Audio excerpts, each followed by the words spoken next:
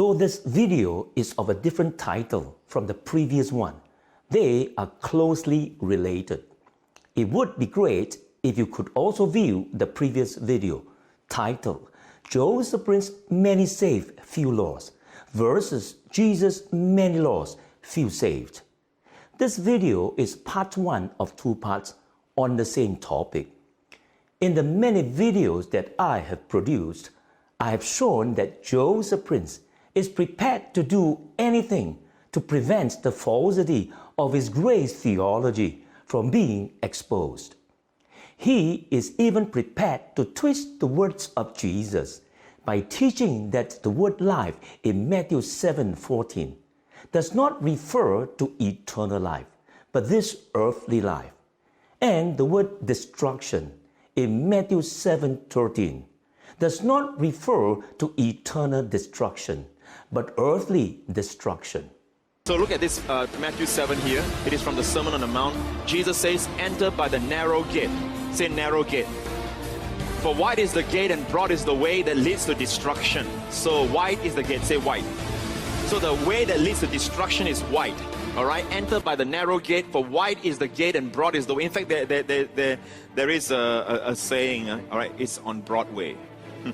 Anyway, broad is the way that leads to destruction, and there are many who go in by it. Now, Jesus says there are many who end up in destruction. All right? And then he says, because narrow is the gate, and this word difficult is actually unfortunate, but in the Greek, it is actually the word pressed. All right? It means one and only. Press is a narrow gate. Narrow is the gate, and press is the way which leads to life, and there are few who find it. So because of this passage, many people conclude that at the end, all right, many will end up in hell, only a few will be in heaven. All right, is that the truth?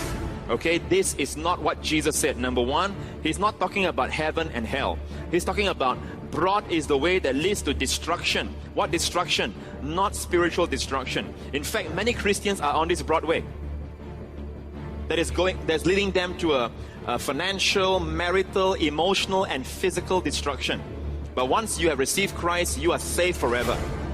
And yet there are many Christians on this broad way. Amen. But very few find the narrow way.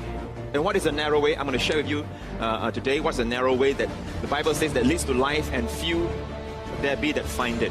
It is not talking about the life to come. It's talking about this life. Nowhere does Jesus say few there are that find eternal life. He says the narrow is the way that leads to life, not eternal life. He's talking about this life. And you know that many believers on the wrong road, but they'll still be in heaven because they have Christ. Amen. But meanwhile, they're on the road to destruction. Destruction what? Physically, emotionally, in other ways, not spiritual. Okay, you understand? So these verses are not talking about the life to come. It's talking about our present life. Amen. Joseph Prince postured the view that the word life in Matthew 7:14 does not refer to eternal life because the word eternal wasn't mentioned in the text. I can't believe this. How could a world-renowned teacher offer such a flimsy and amateurish explanation on such a crucial issue? There is no attempt to do any exegesis of the text at all. Any sensible and competent Bible teacher would have advised that since Matthew 7:13-14 is located in the Sermon on the Mount, it must be interpreted in the larger context of it, which begins at Matthew 5:1 and ends at Matthew 7:27. This is what I'm going to show you now. Beginning in Matthew 5, Jesus talks about the Beatitudes starting in Matthew 5:3 and ending with Matthew 5:10. The focus of Jesus is that those whose lives embody the Beatitudes in Matthew chapter 5 verses 3 to 10 would inherit the kingdom of heaven or the kingdom of God.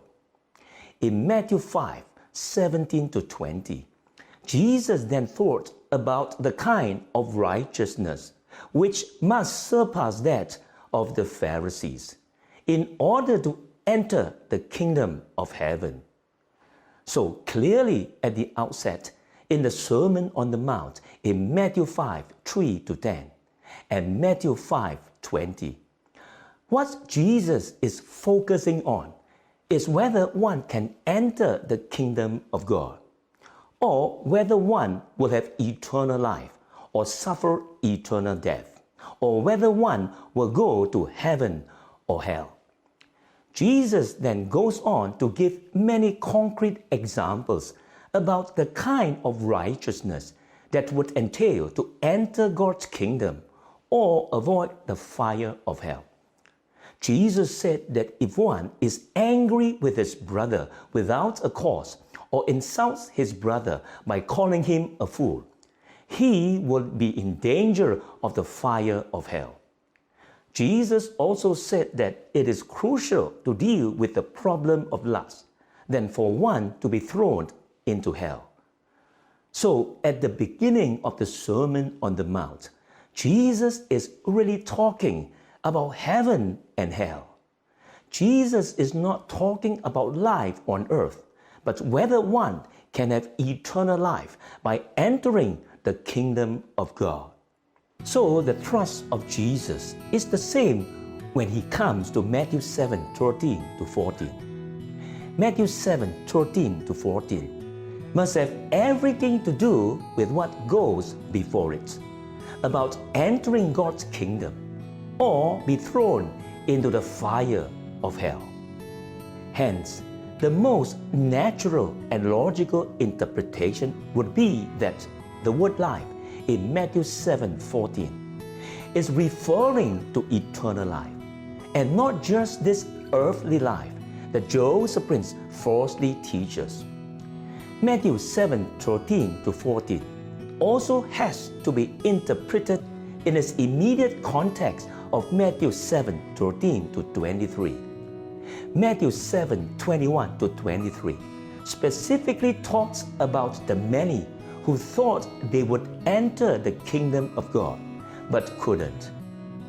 Entering or not entering the kingdom of God in Matthew 7:21-23 has to do with our final destiny of either the possession of eternal life, or that one has been disqualified from it.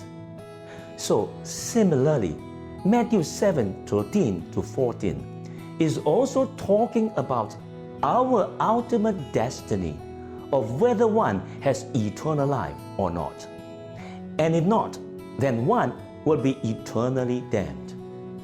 But Joseph Prince doesn't even try to do a proper exegesis by interpreting Matthew 7:13-14 in the larger context of the Sermon on the Mount and the immediate context of Matthew 7:13-23. Without any basis, he jumps straight to the false conclusion that the word life in Matthew 7:14 does not refer to eternal life, just because life is not prefixed by the word eternal, and that life is referring to this earthly life. Joseph Prince ought to know that interpreting a text in its context is Bible exegesis 101, and he can't even get this right.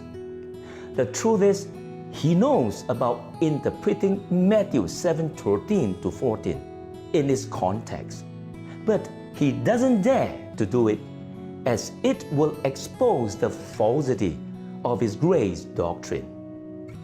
Why is Joseph Prince posturing such a view that life in Matthew 7:14 refers to earthly life and not eternal life, and destruction in Matthew 7:13 refers to earthly destruction and not eternal destruction? The reason is that Jesus in Matthew 7:13-14 is clearly teaching on the crucial importance of costly discipleship, that the road to eternal life is narrow and difficult. Jesus is also warning us against cheap and easy Christianity, that the broad road leads to eternal destruction. Costly discipleship, which Jesus teaches, is what Joseph Prince teaches against. And cheap and easy Christianity, which Jesus is against, is what Joseph Prince promotes. This is why Joseph Prince has to twist the text of Matthew 7:13 to 14, that life in Matthew 7:14 is not eternal life, but earthly life. And destruction in Matthew 7:13 is not eternal destruction, but earthly destruction. If Joseph Prince has the audacity to twist the very words of Jesus, who is God Himself, he can never be a true teacher of God's Word. This ends part 1 of this presentation. Don't miss part 2 in the next video.